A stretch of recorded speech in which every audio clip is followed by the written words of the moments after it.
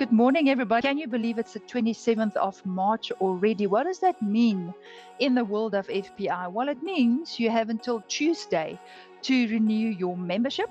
And if you haven't renewed your membership yet, please urgently get in touch with the FPI's offices so that we can help you. Unfortunately, from the 1st of April, and that's no joke, if you had not renewed your membership, you will be suspended. And unfortunately, in June, the non-compliant members will be terminated. And we normally then published the list of terminated members. So please get in touch. If you can't get a hold of anybody in membership, you're welcome to contact me directly. I will gladly help you. This morning, I'm going to take a slightly different approach because you will see that the regulatory updates at the Financial Sector Conduct Authority and National Treasury is a bit quiet at this point in time. There's not much happening from a regulatory update point of view, but it doesn't mean nothing is happening.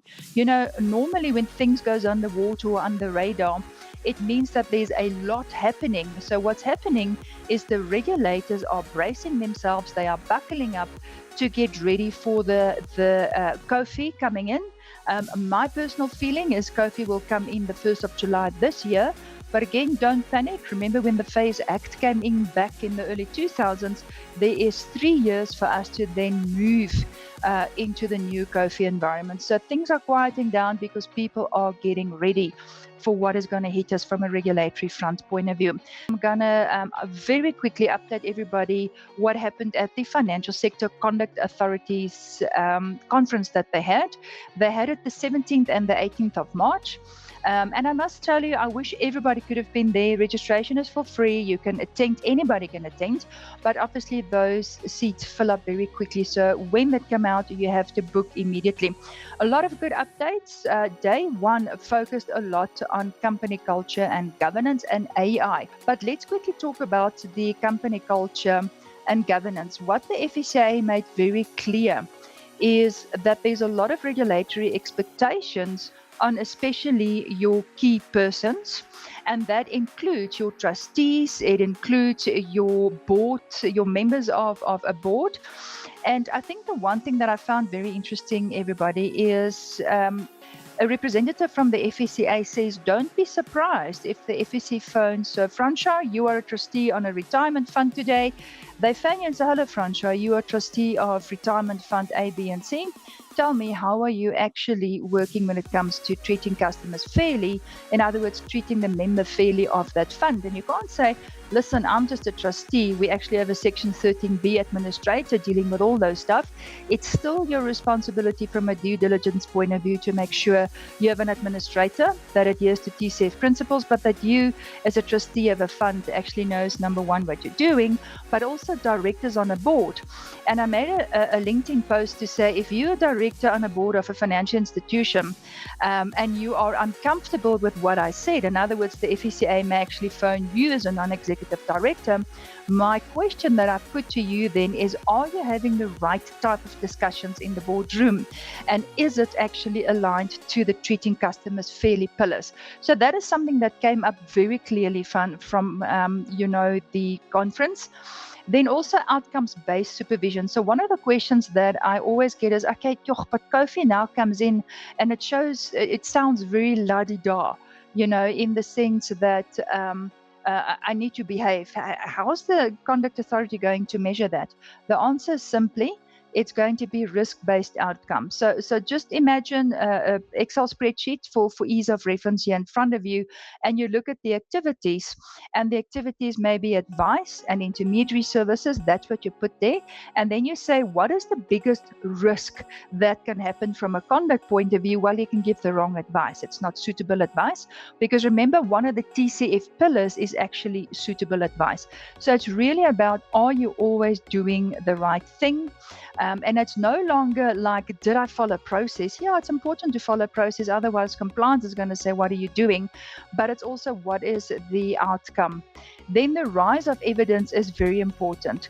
Yes, we are moving from rules-based to conduct principle-based, but it doesn't mean that you no longer have a record of advice or financial needs analysis on record. You have it on record, but you make sure that you use it to focus on goal-based. Are we really treating the customers fairly, but do we really understand the goals, and are we the client's partner, but in helping them to achieve those goals? Then quickly, last thing from my side on this is technology and AI. So the one thing that I remembered, but then I forgot to remember, and then I remembered again at the FSCA conference, remember that joint conduct standard on cybersecurity that came out. Remember, that's already effective last year already.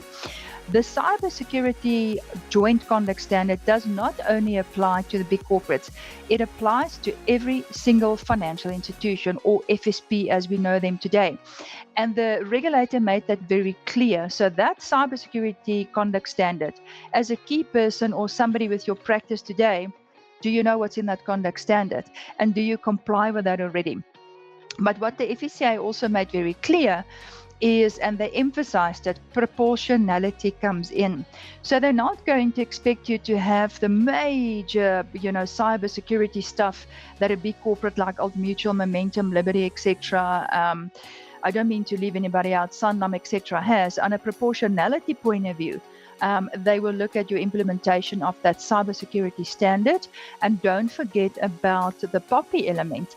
And Fransha, something you said in one of the sessions that I listened to you is, do you know where your data is? So what I'm repeating now is #Fransha the toy trademarked. Your data, when you're using AI, when you're using fintech, do you know where your data is actually stored? That is becoming really, really important. I also spoke about proportionality, and this is very positive because the regulator themselves on stage promised and said, we will not forget about proportionality. So key outcomes from the conference for me, and I'm sure if you go to the FSA's YouTube channel, you will find all the presentations as they happen. So what we see being a consistent and deliberate shift is a shift towards regulatory environment, and that is defined by outcomes. We spoke about the TCF outcomes, definitely accountability. FPI added the 9th principle, which is accountability. So it's outcomes, accountability, and you must be able to demonstrate your evidence. So what does your evidence look like? So again, have a look at the FSCA's YouTube channel. You'll find a lot of updates there. And then in closing from my side, please remember to renew your membership. And then also we had a powwow full day session with Anton Swanepoel and Kofi. If you missed it, the recordings is available. You can still register and pay and listen to that. It is a full day. And then also on the 13th of May, we have our retirement and investment masterclass. Registration already open. It is 555 for members, rands, and then 655 for non-members. So thank you for the time. Bless you and have a wonderful day. Goodbye.